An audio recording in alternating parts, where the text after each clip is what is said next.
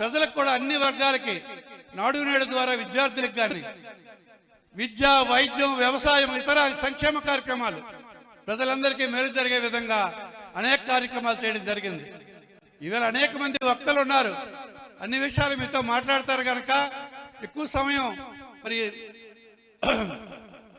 ఉత్తరాంధ్ర జిల్లా నుంచి ముఖ్య నాయకులందరూ వచ్చారు, అన్ని విషయాలు కూడా మీకు వివరంగా చెప్తారు.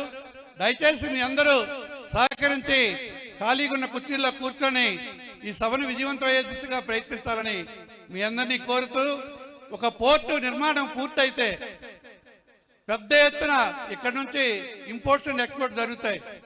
ఈ ప్రాంతం పారిశ్రామికంగా అభివృద్ధి చెందుతుంది. మరి ఇక్కడ హ్యాండ్లింగ్ పెద్ద ఎత్తున జరుగుతుంది. మరి గతంలో భారతదేశంలో ఉన్న మేజర్ పోర్టులు ఏవైతే ఉన్నాయో, బాంబే కానీ, కలకత్తా కానీ, మరి విశాఖపట్నం కానీ, మద్రాసు కానీ, ఆ ప్రాంత అభివృద్ధిలో కీలకమైన పాత్ర వహించిన విషయం మీ విజ్ఞానం మీ అందరికీ తెలుసు. మరి అలాగే ఈ ప్రాంతంలో మూలపేట పోర్టు పూర్తయితే టెక్కలి వాసులందరికీ అత్యంత ప్రయోజనం చేకూరుతుంది.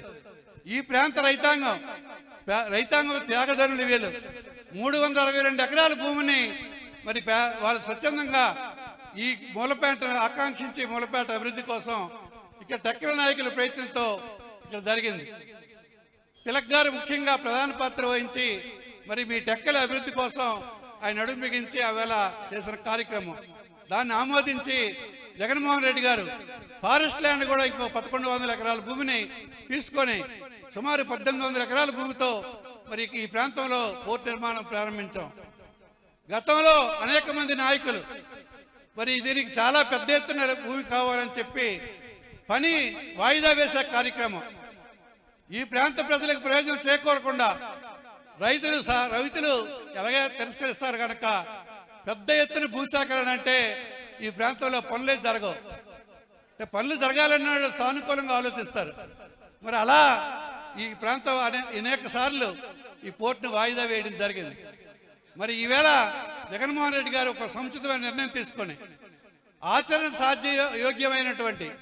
సాధ్యమైనటువంటి ఆలోచన చేసి మరి 1800 ఎకరాలతోనే పోర్టు సాధ్యం నిర్మాణం అని చెప్పి ప్రారంభించి మరి పనులు కూడా త్వరితగతిన పనులు మన కాలంలో పూర్తయ్యాయి. జగన్మోహన్ రెడ్డి నాయకత్వంలో ఇది పూర్తి చేసి ఈ ప్రాంత ప్రజలకు మేలు చేయాలనే లక్ష్యంతో చేస్తే మరి మన దురదృష్టం జగన్మోహన్ రెడ్డి గారు మన పార్టీ ఓడిపోవడం. మరి ఇక్కడ ఉన్నటువంటి కూటమి ప్రభుత్వం చంద్రబాబు నాయకత్వంలో మరి ఈ పనులన్నీ కుంటుపడ్డాయి, పనులు జరగట్లేదు. అవి చూద్దామంటే కూడా చూసే అవకాశం కూడా ఇవ్వట్లేదు. ఏది ఏమైనా మనందరి లక్ష్యం ప్రభుత్వం మీద ఒత్తిడి తెచ్చి మరలా ఈ మూలపేట పనులు త్వరితగతిన జరిగేటట్టుగా చేసి ఈ జిల్లాకు ప్రయోజనం చేకూరే విధంగా, ఈ ఉత్తరాంధ్ర జిల్లాలు ప్రయోజనం చేకూరే విధంగా ఈ కార్యక్రమం కొనసాగించాలని మరి ఆలోచించి ఈవేళ ఈ పెద్ద సమావేశం తిలక్ గారి ఆధ్వర్యంలో ఇక్కడ చేయడం జరుగుతుంది. మన అదృష్టం, మన ఉత్తరాంధ్ర నాయకులందరూ కూడా పెద్దలందరూ ఇక్కడ హాజరయ్యారు.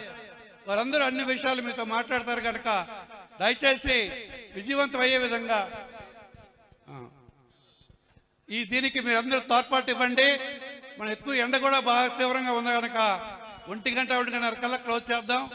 ఆ తర్వాత అందరికీ భోజన సదుపాయం కూడా ఏర్పాటు చేశారు. మరి వక్తలు మాట్లాడినప్పుడు ఎక్కువ మంది ఉన్నారు కనుక దయచేసి